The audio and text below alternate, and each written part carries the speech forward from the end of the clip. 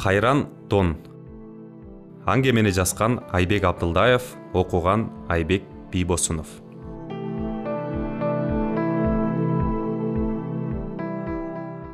Союз тарагандан кийин колхоз совхоздун мал мүлкүн бөлөт экен деп күн деле дуулдап эл чогулат. Биз анда 9 жаштагы балдарбыз. Ошол малды алса эле байып кетчүдөй болуп чоңдор деле балдар сыяктуу элеп-жилип болуп алышкан.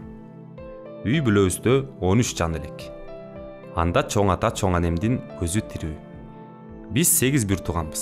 Мектепте шоктук кылганда агайларда элдин бир ата энеси болсо силердики 3төн кандай тарбия бербейт деп тилдеп калчу. Таята тайенебизди кошуп айткандагысы бул. Эң улуу агам үйлөнүп, ал дагы биз менен бир үйдө.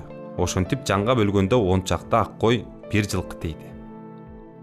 Өткөн жылы Дон тукумундагы айгыр салганбыз.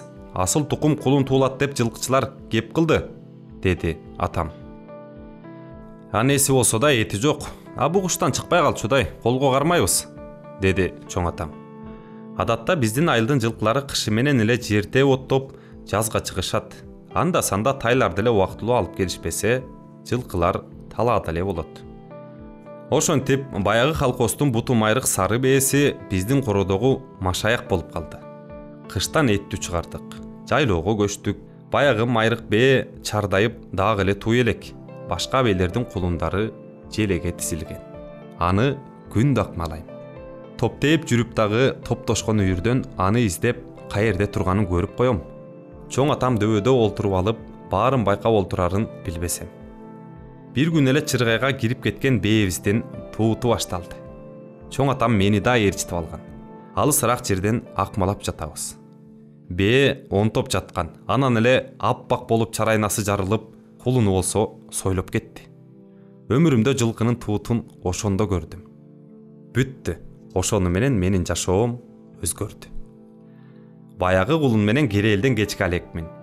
Күн ачуу тийгенде көлөкөгө байлайм, сүт берем, кулактары чикчиип, буттары тартайган кулун менин эң жакын досум болуп калды.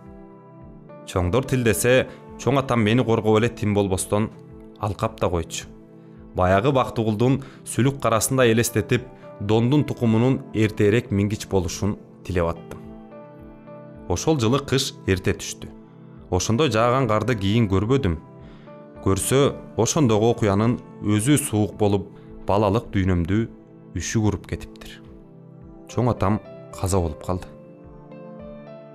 98-дин тонун жыртыптыр. Ой, бу кишинин тажыясы майрам да. Ушул жашка жеткен бар, жетпеген бар. Эмне шылкыйып? Тарт эттү бээни. Атаңар алып келген устуканды далай талашып жесеңер керек, деди кээси тамашачынга салып. Катуу дуулдашты. Жылкынын семизин көтөрө чаап союп, чучук капташып, 4-5 кой союлуп, үйдүн айланасында ызгаар менен от аралашып жатып калышты. Казанда ысык шорпо дуулдаган кишилер. Менин дүйнөмдө болсо чоң кишилерге болгон жек көрүү, чоң атама болгон кайгы чөбөгөлөнүп, ал өмүр бою көкүрөктө кала берди. Көрсө, тоосу кулаган атам кайгыдан энги-денги, ары тартса ары кетип, бери тартса бери болуп турган экен. Үчүлүгү деп дагы кой союшту. Анан келди кетти сээлдеп, мурункудай жашоо нугуна түшө баштады. Бирок аңылдап чоң атам олтурчу төрдүн орду бош. Ошол жылы айыл дагы аңылдап калды. Көп карыя кишилер о дүйнө кете берди.